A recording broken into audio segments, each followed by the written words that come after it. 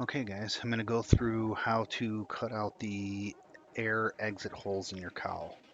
You can see I laid out how I want to cut it, got everything centered, and keep in mind that you want to have 3 times the exit air as you do the inlet air. So I laid out some pretty aggressive air exit here, and I'm just going to use 3M painter's tape on the outside of the cowl. This will keep the paint from chipping as you're cutting and sanding on your cowl. So let's just finish up putting this tape on here. And then I'm going to drill some pilot holes here with just a drill bit, and a big enough drill bit that I can get the edge of my scissors in there. I'm going to cut the bulk of this particular hole out with my scissors. And I'm not pressing real hard with the drill. You can see I just want the drill to do all the cutting on its own because you don't want to chip anything on the cowl. So then here I'm just going to cut it out, cut that shape out with the scissors. And then I'll use a sanding drum on my Dremel tool, like you see here, to get all the fine tuning done.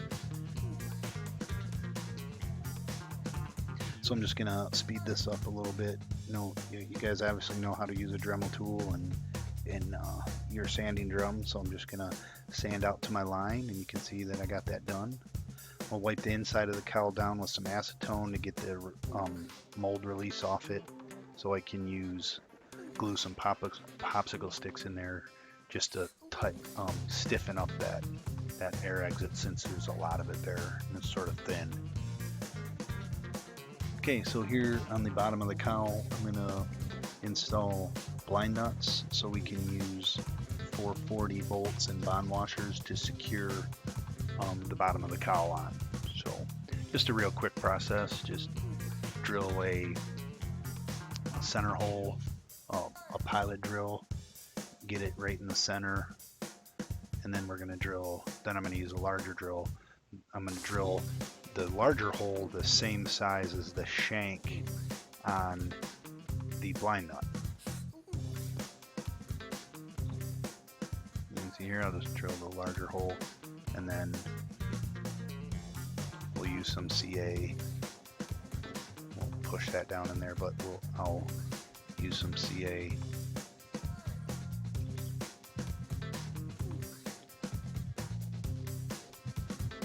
Just put a little medium CA on there, and then when I set the blind nut on there, I'll just take a pair of pliers and just lightly squeeze, and I'll just push that in right into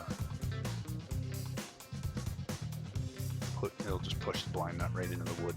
This wood right here is fairly soft, so then I'll hit that with a little bit of kicker and let that dry up, and then I'll repeat that on the other side. That'll be how you do the mount for using a 440 bolt for the bottom of your cowl versus a self-tapping wood screw. Here you can see I'm just putting in the baffles. These are 3D printed baffles that I got from Cindy's RC. They work really, really well. They're very well done, hassle-free. You can see the engine contours cut for them already. I'm just going to use goop to glue them in. You can see they fit very, very well. I'll just use some goop, set them in there, and keep a little bit of pressure on them until the glue sets up, and then that'll be your baffles. I would never consider running a twin size engine like a DA70 without baffles. You definitely want to channel that air right over the fins of your engine. So then step 3 on the cowl is you don't want to forget to cut the little hole or drill the little hole for your mixture screws. You don't want to get out to the field, have to adjust your engine, and not be able to do that because you forgot to do the hole. So all I'm going to do here is I'm going to put the cowl on. You can see I got a laser on a tripod, and I got the plane in one specific spot. So the goal is not to move the plane or anything, but I'm going to get this on. I'm going to take a Make sure it's on properly. And I'm going to take a Sharpie marker and mark right where the laser is. And then once you have that mark, you'll have you'll know right where to drill for your mixture screws. So there's my mark. Turn my laser on to shine on the screws, your mixture screws, and then make your mark and then drill a hole. Pretty simple there. That's an easy way to get it right. And now I'm just gonna make sure the cowl's fitted properly. We're gonna get it all fitted on here and make sure that it doesn't need to be shimmed anywhere or anything. So I'm gonna make sure it's flush against the firewall. And then I'm gonna grab the spinner and check the spinner gap. You can see here, you want to make sure that hole is centered around the engine. And grab the spinner here. This is the spinner back plate, and then I'm just going to set that right down there and make sure that that is all lined up properly. You may have to put a tiny little shim on one of the bolts in the back. Not a big thing. Okay, here's your two 440 bolts where we put those blind nuts in. You can see I'm using a bonded washer on them. The bonded washer works really well. It helps them not to come loose. I do put just a little dab of blue thread locker on there, as you can see here, and that really helps them from not vibrating out of there. And then we'll get this other one tight here, and then we'll go to the top of the cowl, and there's 3 bolts on the top of the cowl. So a total of 5 440 bolts holding your cowl on the 93 here. So you can see one on the top, one on each side. The one on the sides here is a little tricky. The best way to get to that is a long ball driver, but you can see right there, and that's all there is.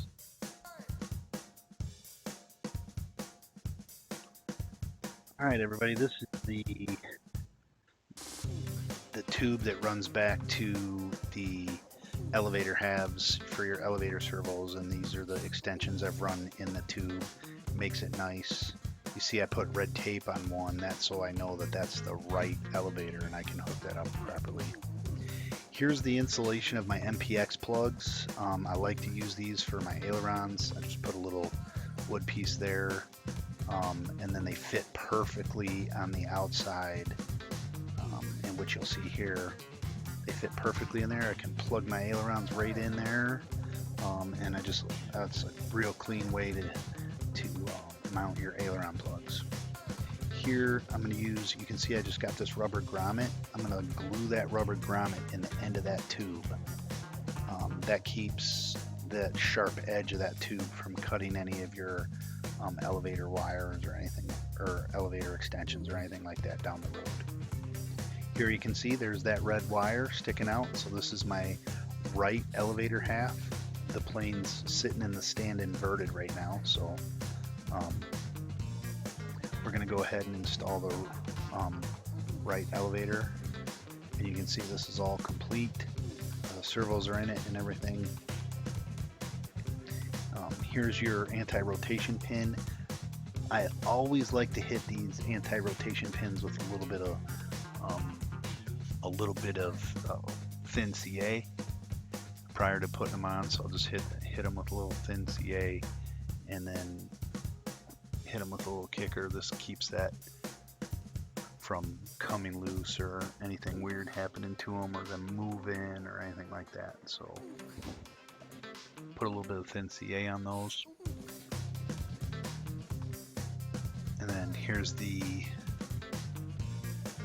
stab tube. So you want to make sure that the stab tube fits good, that it fits somewhat snug. You don't want it to be loose or anything like that. There's some tech tips to fix that if it is a little bit loose. If it is a little loose, you can use some thin CA, but that's for another video. And then here you're just gonna slide the stab tube right onto your stab and then plug everything in. Now here, when you're plugging in your extensions for your elevators, you want to make sure that you use servo keepers here. You definitely don't want that coming unplugged while you're flying. So I'm just going to use a little servo keeper, and that'll make sure that that never comes unplugged on me. And then once I'm just going to tuck those wires back into the fuselage. Let's see, just tuck them back in, and I'm going to push this elevator half up flush against the fuselage. And then I'm going to bolt these two holes. I'm going to bolt these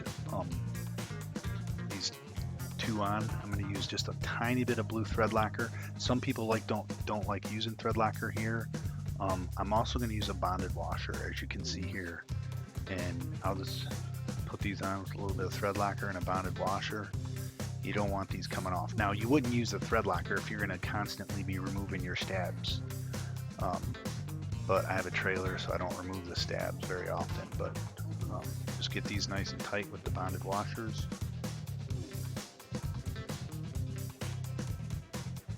Okay, here we're going to go over some fuel system stuff. Here's the fuel tank I use, just a Kuza tank. I get them from Tail Dragger. Everybody carries them. They work really well. I like the quality of them. They got aluminum elbows in there, or whatever they're made out of. Brass elbows, I should say. Nice cap, molded cap. And I put a felt clunk in them. Some people use the other clunk, but that's all personal preference. The one thing you want to make sure is that your fuel tank is very close to your stab tube. Don't run it up forward trying to get CG out of it. Here you can see I'm going to use a McFueler. I happen to like these. I use them in all my planes. I'm going to use the McFueler fuel dot and just briefly go over the installation on the fuel dot. It's nothing big. Just mark where you want it. Mark where you want it. And you want it to be in the vicinity of the fuel tank, because you don't want to run, a long fuel tubing all the way to the back or something weird for your fuel tank. But I'm going to drill that hole out right there, the size of that hole, because this uses this bunch of screws on the outside. Fuel dots are all different. It's your personal preference what you like to use. You could just use the fuel dot that's actually comes with this plane in the kit, and that's a fairly nice little fuel dot too. It's nice of them to supply that. You can see I just drilled the hole, and then I'll cut the covering away, and then I'm going to use a little sanding drum to get on my Dremel tool to get the hole the exact size that I want it to be.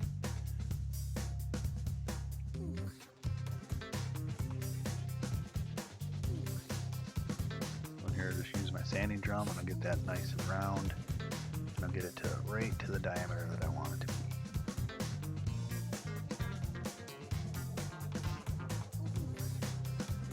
Just push that in there, and then I'll use the screws that are supplied in there, and then once I put all the screws in, and then on the back side I just hit the screws with a little bit of thin CA. That keeps them from vibrating out or anything like that. Up and put all the screws in, and then this has got a really nice cap. The cap screws in, this threads into that unit, and the end of it like swivels, so when you're screwing it in with the fuel tubing on it doesn't bind up or do anything weird. So they work really well. I like them. So you can check them out if you like them. And then that's it for just quickly installing the fuel dot. It looks really nice and shiny. And here's just how I've mounted the fuel tank and ran the vent tube wire. You can see I ran the vent tube around.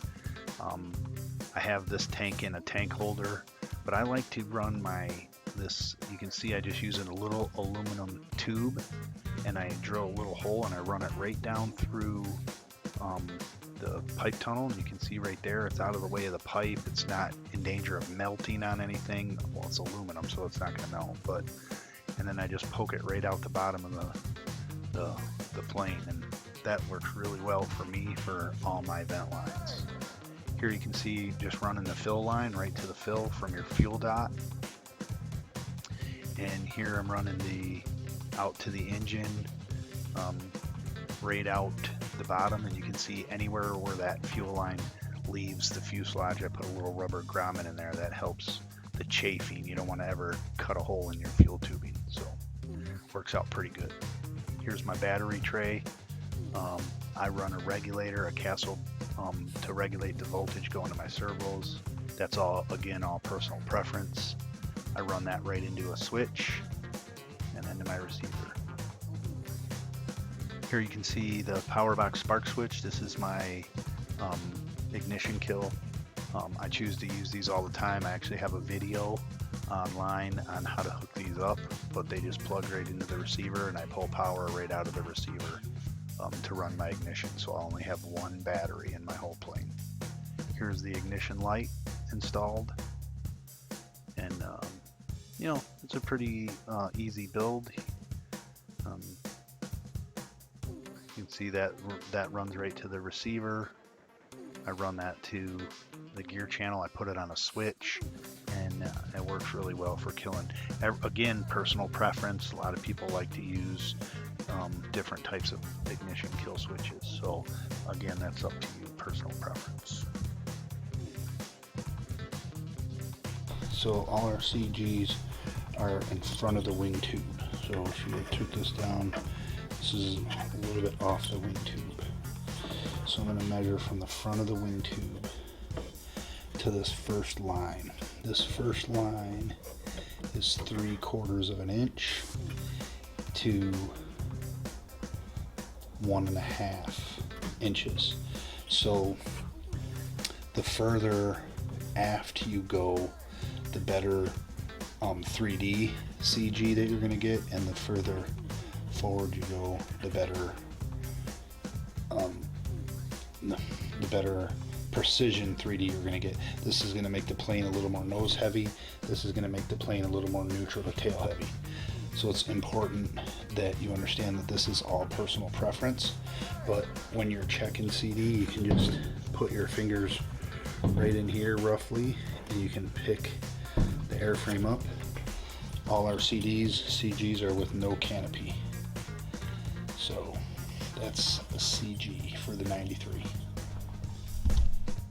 Okay, here's how you set your throws. Your ailerons are 15 degrees, 35 degrees, and 45 degrees, 45 being your high rate. Same with your elevator. Basically, again, some of these throws are personal preference, but here's sort of how you set up your throws. Here's a quick video. This is my ARS, but this is how I set my throws. Everybody does throws differently. I like to use this degree gauge. Unfortunately, you see that it's from AeroWorks, but it still works pretty good.